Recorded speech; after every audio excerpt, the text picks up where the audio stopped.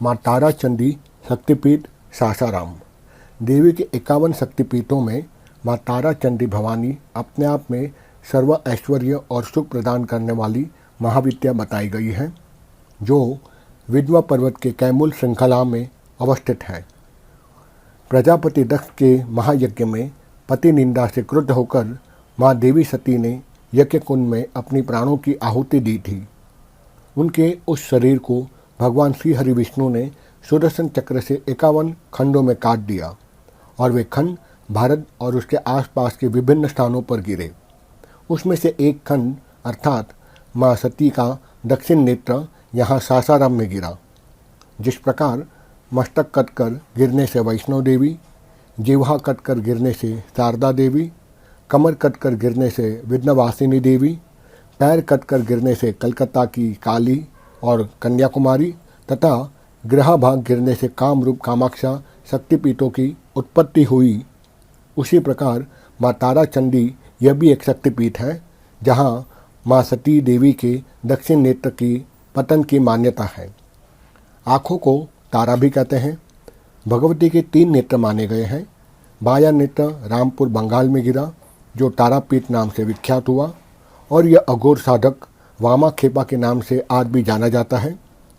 यह दक्षिण नेत्र सोनभद्रा नदी के किनारे सटे हुए मनोरम पहाड़ियों से घिरे हुए प्राकृतिक सौंदर्य के बीच में गिरा हुआ सोनभद्रा नाम से आज भी जाना जाता है, जो महर्षि विश्वामित्र के नाम से, और महर्षि विश्वामित्र ने इसी तारा का नाम से इसी स्थान को जागृत भी किया था।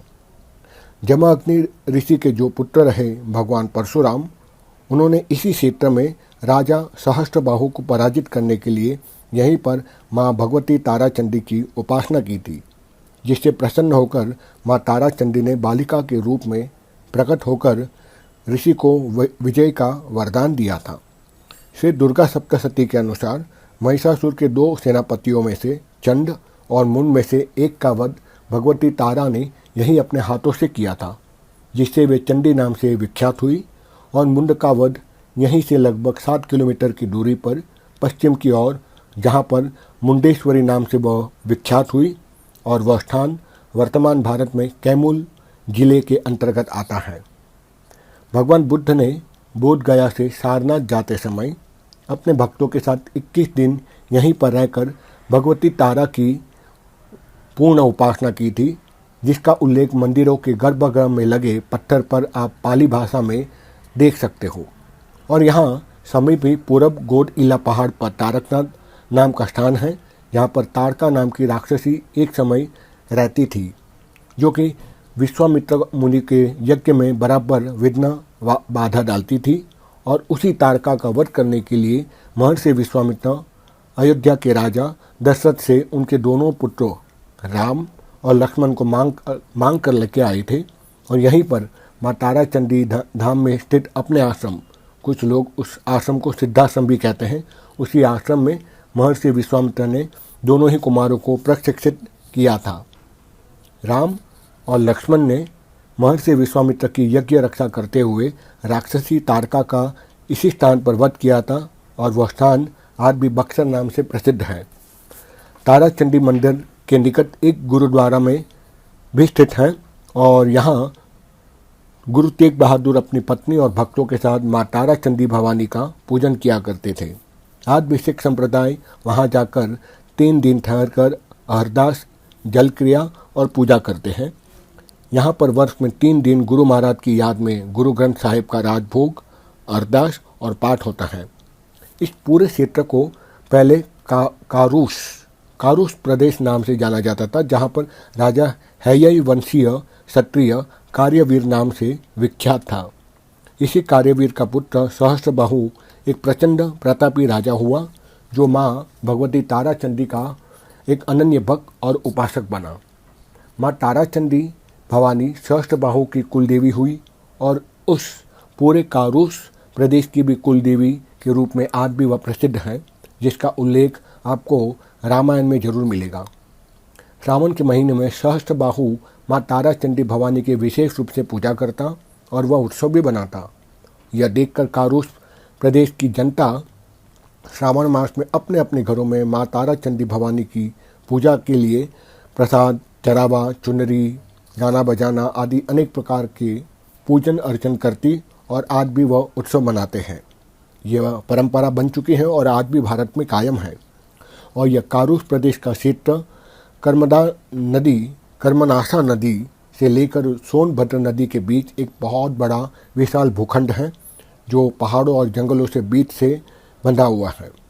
एक आख्यान यह भी आता है कि एक बार राजा सहस्त्रबाहु जमदग्नि ऋषि के आश्रम में गए थे, जहां उन्होंने ऋषि की कामधेनु गाय बहुत पसंद आ गई थी।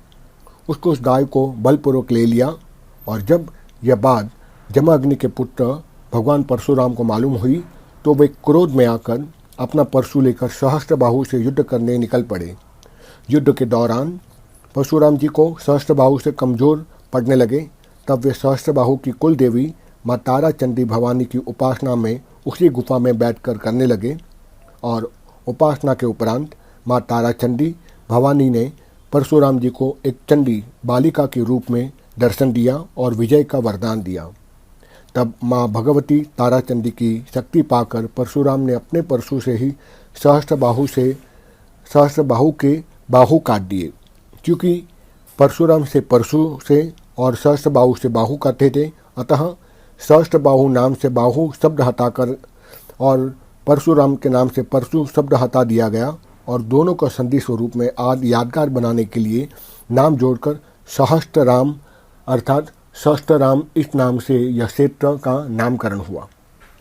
कुछ समय में अर्थात कालांतर में अंग्रेजों को सहस्त्र नाम कहने में असुविधा होती थी, जिससे वे सहस्रराम अधिकतर कहते थे और आज यह क्षेत्र सासाराम नाम से प्रसिद्ध हो चुका है, जिस पर कुंड स्थान पर परशुराम ने माँ भगवती तारा चंडी की उपासना की थी और उस कुंड को परशुराम कुंड से भी जाना जाता है, जो माँ तारा चंडी भवानी के ठीक सामने ही स्थित है और भगवती के श्री चरणों को हमेशा पखारता है।